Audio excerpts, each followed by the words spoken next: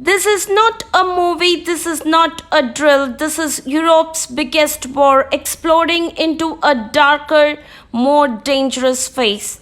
I'm Uma and this is Trendline Times. Today we uncover the night Ukraine burned and ask the one question that truly matters: is the world sleepwalking into World War III? On June 10th, 2025, Russia unleashed a massive retaliatory strike, 315 kamikaze drones and 7 ballistic missiles launched across Ukraine. The targets: Kiev, Odessa, Dnipropetrovsk, Chernihiv. The impact devastating. But here's the twist: this was not just aggression, it was revenge. Just 3 days earlier, Ukrainian forces executed a daring drone operation deep into Russian territory. Targets hit an oil refinery in Belgorod, an air defense radar station near Voronezh, and possibly even Kaluga, over 400 kilometers from the front lines. For the first time, Ukrainian drones showed they could strike Russia's heartland. Russia's message back: if you touch our soil, we will scorch yours. In Odessa, a maternity hospital caught fire. In Kiev, apartment blocks turned to ash. In Dnipropetrovsk, neighborhoods fell silent except for the screams.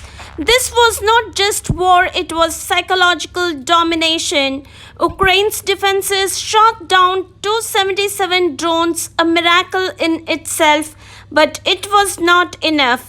Because this was no longer a war of territory, it was a war of terror.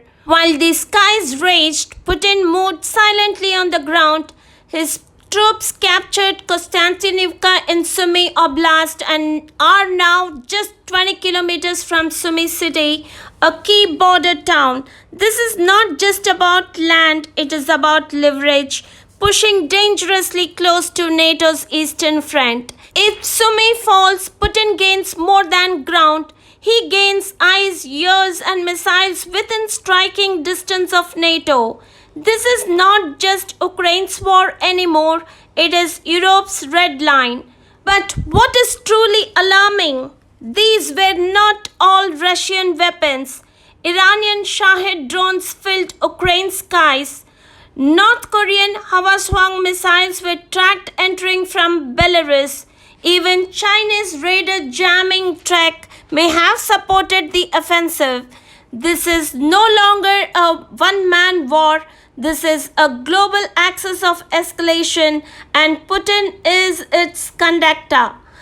Ask yourself, why is a North Korean missile flying over Europe in 2025?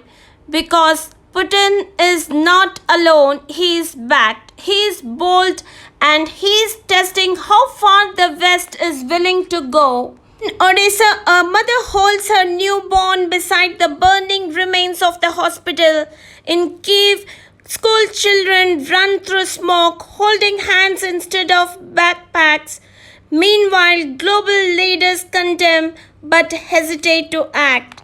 President Zelensky demands faster missile systems, longer range weapons, real sanctions on Russian oil and banks. But while the West debates, Ukraine bleeds. This is not a moment for hashtags, it is a moment for humanity, and right now humanity is silent. Germany's intelligence chief warned: one wrong missile, one wrong mile, and Article 5 is triggered. If even a stray Russian missile hits Poland, Romania, or Slovakia, NATO is forced to respond.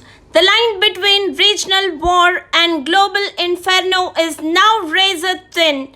One mistake, one bluff called, and this war could erupt into something the world has not seen in 80 years. This war is no longer just about land.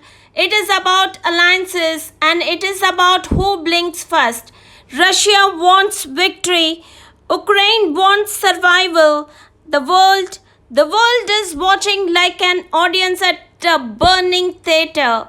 But here's the truth: Watching won't stop the fire. I'm Uma and this is Trendline Times. If you care about truth in a time of silence, like this video, share it, subscribe and comment below. Is this the new world war just not declared?